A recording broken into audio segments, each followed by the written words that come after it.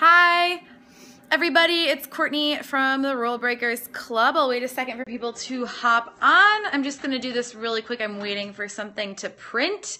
So I thought I'd hop on and talk about naming your shit. Hi, Melissa, Dale, Paola. Hi, everybody. How's it going today? So this is going to be a quick one, really quick, as fast as I can. So I want to give you guys the formula for how to come up with a great name for your stuff. So first of all, you do have to name everything in your business. You have to name your business. Even if it's just your name, then you need to have a great tagline for your business so that people know what it is that you do. Please know that if your name is your business, then what happens is people don't know what you do by just landing on your website. So all your marketing has to be really clear if you are using your name as your business. So you do have to name everything though. You need to name your business. You need to name your products. You need to name your services. Your services need names. They can't just be called like coaching service or like one-on-one service. They have to have a name. And so here's how you come up with a great name. Wow, seeing a lot of familiar faces on today. Hi, everybody. How are you doing? It's good to see you guys. Okay, so there's 3 elements of a great name. A name doesn't have to have all of these elements, but it needs to hit at least 1 or 2 out of the 3. So here it is. Number 1, a name should be really clear. So this is really the go-to one, is having a really clear name. So a name that's really clear tells you exactly what to expect. So though it's not available right now, a great example of this is my product, the Name Your Shit Kit, which is going to come back in September. I know everyone keeps asking me about that, so I'm doing the scope so I can give you guys the naming formula really simple. But Name Your Shit Kit is really clear, right? Like, you know what it is. It's a kit that's going to tell you how to name your shit. Damn it, why isn't this printer is not working? Keeps telling me to replace the ink cartridge, and I just did. So frustrating. Okay, so that's the first thing. It needs to be clear. It needs to be super clear. Tell you what is the thing. What can I expect? That's the go-to. If you're not sure if you should be clever or if you don't want to be creative, just come up with a name, but make it really clear. What is the result of this thing? What is the result? That's what you should go with. Be clear about it. Hi, LaShanta. How's it going? Number 2 element of a great name is it's branded. It shows off personality. So the Name Your Shit Kit is another great example of this. It's clear and it's branded. Hi. Because it shows off personality, that it doesn't take itself too seriously. It has the word shit in it. It's funny. It rhymes, right?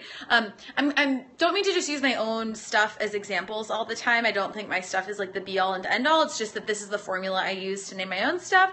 The Rule Breakers Club is a totally branded name. It's not very clear. It doesn't really tell you what to expect other than you know that it's going to be sort of against the grain and fun and not take itself too seriously, right? So, but you don't know it's going to be copywriting. You don't know it's going to be about business. It could be anything. You could be breaking any kinds of rules. So it does tell you about the brand, the personality, but it does not tell you what to expect. So that's the second thing. So you can have a clear name. You can have a branded name. And then the third element, and this should be the case all the time, I think, is it should be unique. It should stand out. It should be like, oh, I've never seen that before.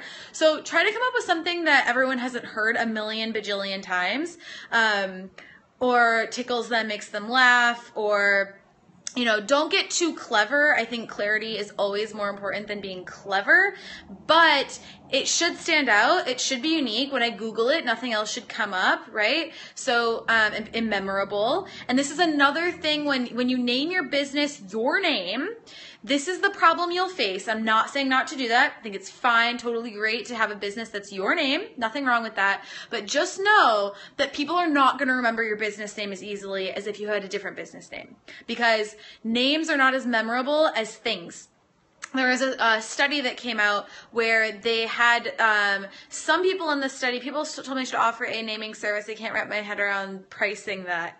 Yeah, well, what's it worth to people, right? Like, if people like the name of something, then it stands out more. They're going to buy it more. So that's totally worth it. It's an investment in the product. What was I saying? Oh, there was a study, research study, I heard on NPR several years ago before I ever was a copywriter, and it really stood out to me that there were some people who were told that they met a guy, and he was like, hi, my name is John Baker. Okay, hi, my name is John Baker. And then they were tested afterwards to see if, like, how many people remembered the guy's name.